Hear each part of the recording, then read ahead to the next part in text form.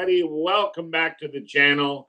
You are on a live Zoom remote. I'm the BMD, your host of Rogers Television Network Channel 10, Meet the Band, and Behind the Scenes. Joining us today, we have renowned artist Michael Bell, who is promoting and doing Bowie Lives. Classic situation. Did my homework last night, watched it, very entertaining. Up in the top left, we have Scott's Corner, who will be chatting with us after Michael is kicked off the show. Just joking. Anyways, good morning, everybody. Good morning, Michael. How are you today? You just mentioned that we made you miss church. Is that true? Oh, well, depends what kind of church you're talking about, I guess. Hear you. Listen, tell us, the audience, a little bit of your background. I know a bit more reading your bio and that, but tell the audience now, the viewers, the listeners, a little bit about yourself. Okay, well, I've got a long story, but I'll give you the short, abridged version of it. As far as the music goes and the Bowie, which I guess we're here to promote, is I fell in love with the guy when I was 14 years old and bought my first Bowie records, which is Young Americans. And then when I bought all his catalog after that, was already kind of playing in bands. So I was able to work some Bowie covers into an original recording act I had when I was just leaving high school. And then in the late 80s, 87, I put a theater production kind of show together called Changes All Bowie, which was more theater than anything. I mean, it was all the tunes to the day, but and costuming. I did 8 different costume changes, but I didn't have a band. We used recorded backtracks that we went into the studio and recorded. And but it was a little bit highbrow, I think. And we were doing the A circuit in Toronto, and I think it just went over everybody's head, including my own. So after about a year and a half of doing that, I folded it and concentrated on other things I was doing. And then about 10 years ago, I decided to come back out as a full-time musician. I'd been a publisher, an entertainment music publisher for 30 years, and just decided I was going to go out, and I started singing Buble in the theaters. And then David passed, and everybody kind of said, you were the guy, and you should be doing this and doing the show, honoring the Bowie's memory. And so after about a year thinking about it, my long-time musical director, Michael Beauclair, put a killer band together for me. We had a rehearsal, and it was ready to go after the first rehearsal. So the rest is kind of history. We started out playing the little club markets in the first years, and then now we're touring Ontario, playing all the major theaters, which has been great fun. And and here I am promoting some of the shows that are upcoming. So what is upcoming? You have some coming up in the next few weeks? We do. We're actually in Port Colborne on November 1st at the Roselawn Theater. And then where are we after that? Then in November, we're on the 22nd. We're at the Regent in Oshawa, and that's a wonderful room. We've played it a few times and done well. There seems to be a lot of Bowie fans in Oshawa. And then on the 29th, I believe, it's the Spire in Kingston. And then we close out the fall tour with Showplace Peterborough, which is my hometown, on December 6th. And that's always a great show. We do it every 2 years. It kind of close out the bunch of shows that we're doing. And we bring a lot of our friends to bear on the show. So there's lots of guest performances, and it's a bit bigger than our normal show just because we're in our hometown. So we try to get everybody we can involved in the show, which is a big part of our show, is getting the community involved, the audience involved, and trying to really create a celebration to Bowie, as opposed to just being a tribute to him in the musical sense. We really try to embrace all the aspects of his career and allow Bowie fans to come out, get dressed up, sing from the audience, get on stage with us, get pictures taken, all that kind of stuff. So yeah, so we're looking forward to the last. We're halfway through. We did 13 dates this fall, and we're kind of down to the last 5 or 6. So, being a fan at an early age, 14, and then growing into a very successful tribute artist, you must feel accomplished as a musician, let alone who built the show, who developed the show. You mentioned a musical director. Can you talk a little bit how the show arrived? Well, it was important for me to make sure it wasn't just a bunch of dudes standing at microphone stands. So Michael Beauclair was instrumental and still is in terms of finding players for the band. We have a band that's committed to it, but occasionally we have to find a sub or something. So um, and he's also has the ears to know when certain parts aren't as strong as they should be. So that's kind of his bailiwick. And then mine, of course, has been from the onset is like, how do I create an interesting show that captivates the vibe, the time frame, because I mean, the material goes from the 70s right up to the end. And all the looks are very different and the lighting is very different, and of course the production of the material is very different. So it's important for me to have developed a show that reflects that. So I've always had, because again, you don't want to see me in a skin tight Bowie jumpsuit, so I've always had models taking on the costume. So in this case, traveling with us this year is Jacqueline Serra, who models the different Bowie looks, the Ziggy and Thin White Duke and others. I'll leave some to your imagination. And so we get the costumes on stage that way, and we have an area on the stage where it's set up as a kind of a bedroomy look. There's a narrative to a story. She does some dialogue through it that helps you understand where we are in the progression of the material, and ultimately like what it means to me to do this show and to honor the guy who helped shape my deal so much, that from the high school days of dressing as a glam dude and having crazy hairdos and crazy outfits, and to how to handle your show and how to handle the musicians and how to handle the marketing and the business of it. So he's had a profound effect on me. And, it was my opportunity to kind of pay back and pay it forward, for that matter, for younger generations to discover him, and for super fans to, have their own memories of what he meant to them. Good comment about moving forward and keeping the new blood into the scene, discovering that same thing. I'm a Bowie fan, saw him twice in my day at Fantastic.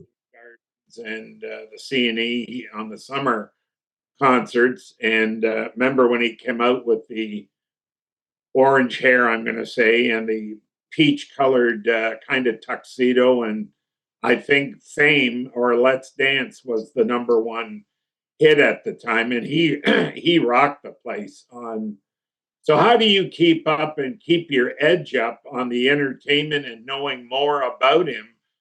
Not only musically, but his behaviors, his style. You mentioned the clothing and the hair, and his different, let's say, jerky moves on stage, because they were so not aggressive, but they were, you knew he was moving to the groove, and I felt it was leading the audience to join in. Do you feel that on stage? Oh, well, for sure. I mean, especially when you get down to the Let's Dance period, and that's where a lot of folks discovered him. Older folks, of course, it's a Ziggy. They know the earlier stuff, and then of course they know Let's Dance because it was such a huge hit. But yeah, folks get up into the aisle and start dancing, we actually, promote that idea. And if there's some folks really going nuts, we'll get them up on stage to join us and dance during a song or something of that nature as well. I've been, I've watched the guy's career for his whole life. So, and pre-internet, of course, you're reading Rolling Stone magazine interviews and things of that nature to get a vibe of who he was. Um, Later in life, of course, as the internet came along, it was a lot easier to see other shows and see interviews, and uh, so it kind of get it by osmosis in that way.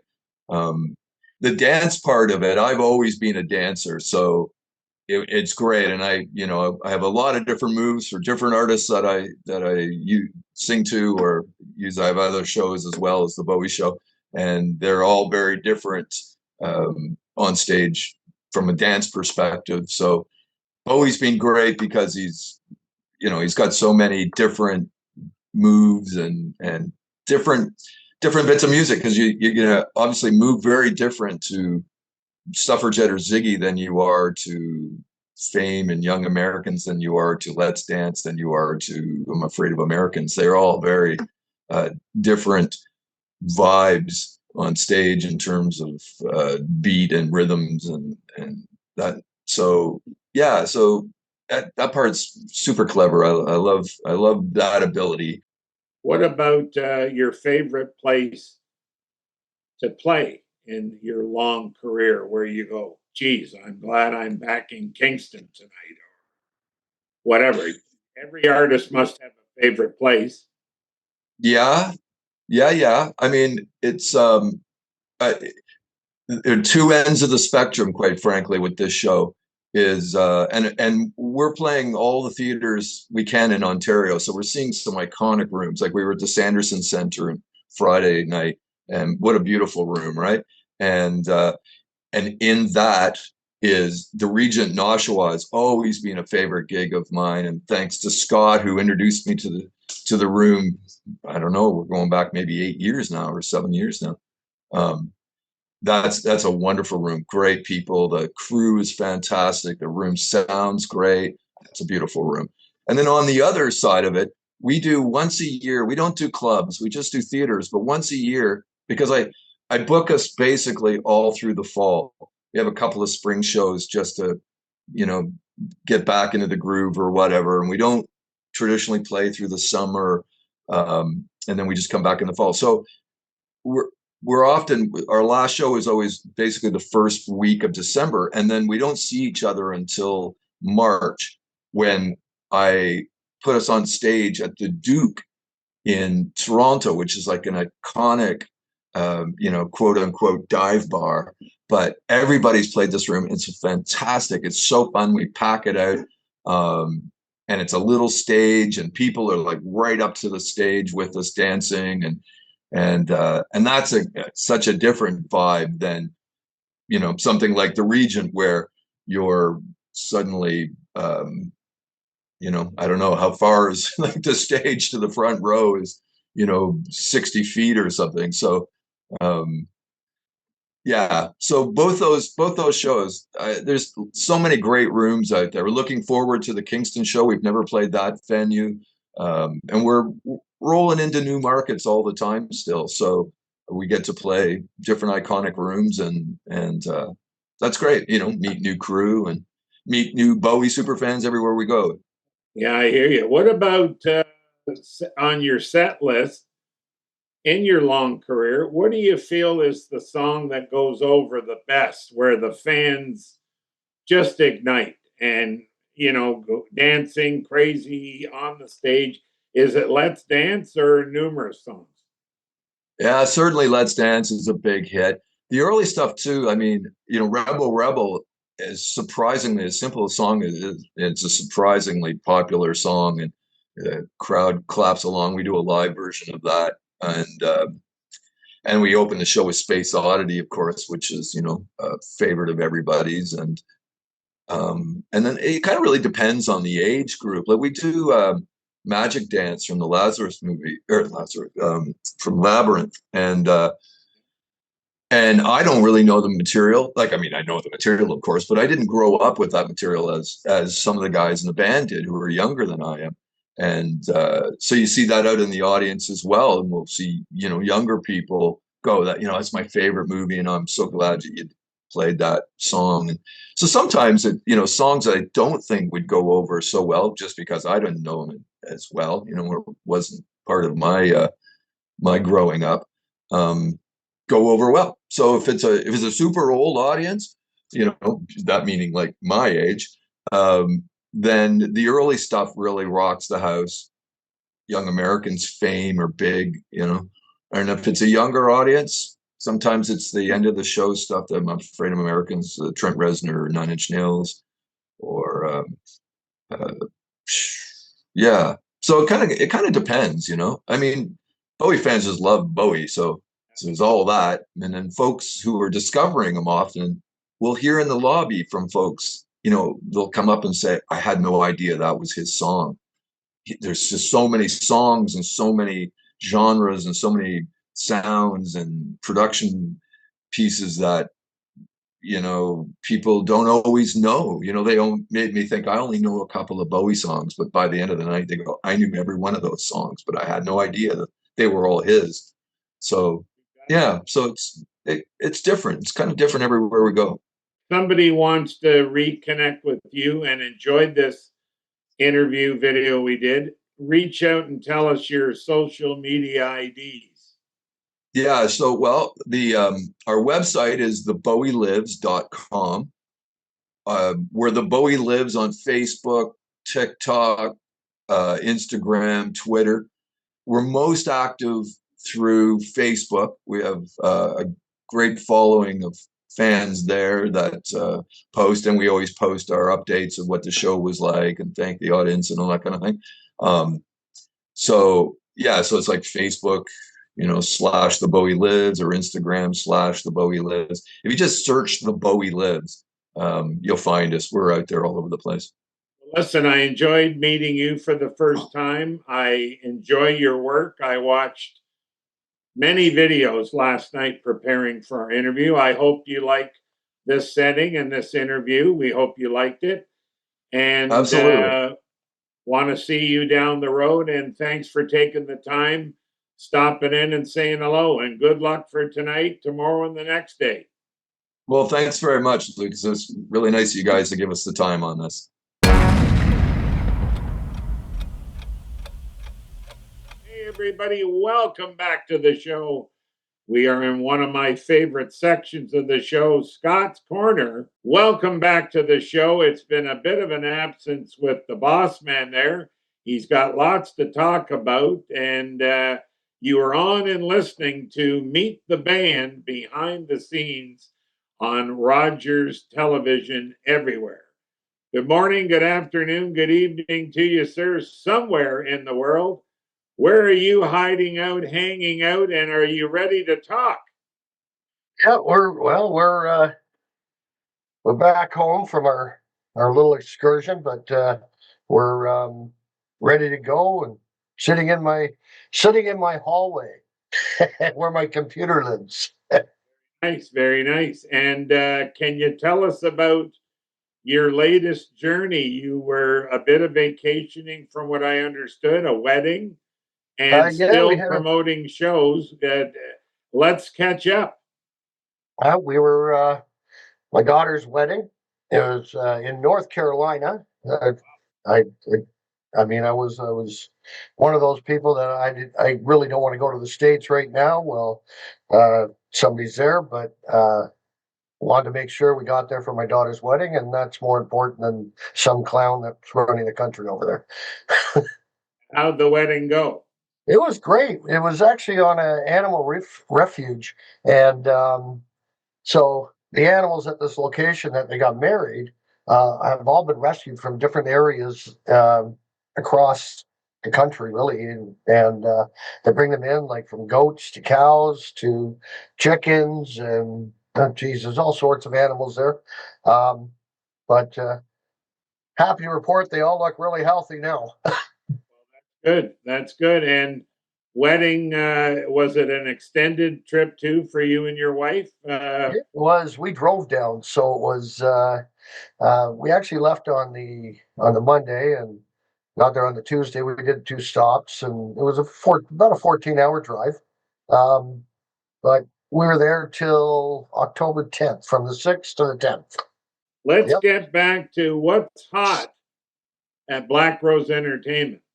Well, I'll tell you what, one of the biggest shows, we've got a few more shows with Gatto left, Greg Gotovich and his band. It's his 50th anniversary. Um, And how's that show going? it's actually going pretty good. We have one coming up that hopefully people went to it. It's October 23rd in Hamilton. And then we have November 2nd at the Regent Theater. Now, at the Regent Theater, I'm going to go back to that in a minute. But Regent Gatto on November 2nd at the Regent, November 14th in Lindsay, November 23rd in Peterborough, and December 6th in Bracebridge. Now, going back to the Regent Theater show, we like we said, we always like to get involved in the community as well. Um, Part of the ticket sales from the Gatto show on November 2nd at the Regent Theater are going to be donated to Safe Hope Home. What Safe Hope Home is a vital nonprofit dedicated to aiding women and girls escaping human trafficking in Durham region. So we're helping them out. They had a big fire at their location. They're just building and hoping for some more support from the Durham community. So um, it's always worthwhile when we're giving back to the community, and this is one of those situations. So that's going to be highlighted on that show at the Regent. It is highlighted on the Regent show. They'll probably have something in the lobby talking about it, and we have ours. We're donating, like I said, we're donating part of proceeds from the show itself to Safe Home. Wow. Wow. What a big statement. What a big effort on you and your wife's behalf there at Blackrose Entertainment. So you've said what's hot. Gatto's hot. You've got other shows. What about any teasers or pleasers? Are you allowed to throw some bait out there in the ocean? The only ones we have going right now, I mean, I am working on later in the year. I know Oshawa loves Matt Dusk, Yes. and he's a great singer, musician, and everything. But we're bringing him into it looks like the Regent somewhere around December 6th in 2026. So we're already planning for December next year. We do have him playing in Midland, Meaford, and the third one will be at the Regent Theater, and it's going to be his Christmas show. So his Christmas show is one of the top-notch Christmas shows that's out there. We have coming up this year, they're coming in from Ireland, actually. The Celtic Tenors Christmas. Yes. That is coming to the Regent Theater at December 16th at the Regent Theater. So we have those two coming up. One that I don't think I've ever touched on is Jesse Cook. Okay. Jesse Cook is a amazing guitarist that does classic like Spanish and all the different musics everywhere in the world. He is coming in April. I believe it is April 26th. April 26th, I believe, that's at Meaford. And then May 3rd, he'll be at the Regent Theater next May. Okay. We have What about Elvis's show? Oh, we have the Elvis show coming up. Don't you worry about that. We have him everywhere. We have him at the Regent Theater. He's coming, or not the Regent Theater. He's at the Pickering Casino on December 19th. So again, it's the Wonderful World of Christmas. It's our annual show at the casino now, and it's a big. We have him in about 4 different locations, but the big one is the casino. The other ones are local areas. They're all big. I mean, Steve Michaels is Steve Michaels. He's an amazing Elvis impersonator. So, or tribute. Mentioned 26, the year coming up. What have you Oh, got planned? Any changes to Blackrose Entertainment? Any style differences or? no, you know, No, we're moving forward with. We have a pretty good lineup coming up next year. I mean, we have in February Family Day weekend. We're bringing Kim Mitchell. He will be going on. I believe he goes on sale there the 27th of October. So we have Kim Mitchell coming, and then after Kim Mitchell, we have like in February. Still in February, we have Gowan, 40-year anniversary of Strange Magic at we have them in Meaford. He's in Meaford. He loves playing the small theaters, and we have him at the Pickering Casino. So on February 11th in Meaford and February 12th at the casino in Pickering. Wow. We're working on. I'm just confirming it, trying to finalize it, but that would be Jim Cuddy on April 17th, the Jim Cuddy Band. So another big name. We are trying some new shows as well for next year. Well, there's my friendly neighborhood dog. My dog. The with coming in January, we have this gentleman called Paul Anthony Gordon. Now, what he performs is Frank Sinatra, all that era of music, but he brings tap dancing back into it. Wow. So that is a big show that the seniors across Ontario are going to love. I mean, even the younger fans will. Frank Sinatra, Dean Martin, Sammy Davis Jr., different artists like that. When you start bringing in the tap dancing, now you're starting to mix in the Fred Astaire's with all of these guys. And this guy is really, really good. Great seeing you again. Great catching up. And let's stay in touch. And you're looking good there. And it sounds like you're busy as heck. Oh, yeah, we're busy. Yeah. We got a full schedule for November coming up. So if you want to check everything out, go to blackroseentertainment.ca. You'll see all our shows. Follow us on Facebook at Blackrose Entertainment Canada. All right, sir. Well, sir, Scott's Corner, another successful venue. Have a great day. And, don't forget to hit that subscribe button and tell a friend. See you next time. Hey, folks, the BMD here on my show, Meet the Band. If you or your group would like to be a guest on the show, email us at thebmdpodcast@gmail.com.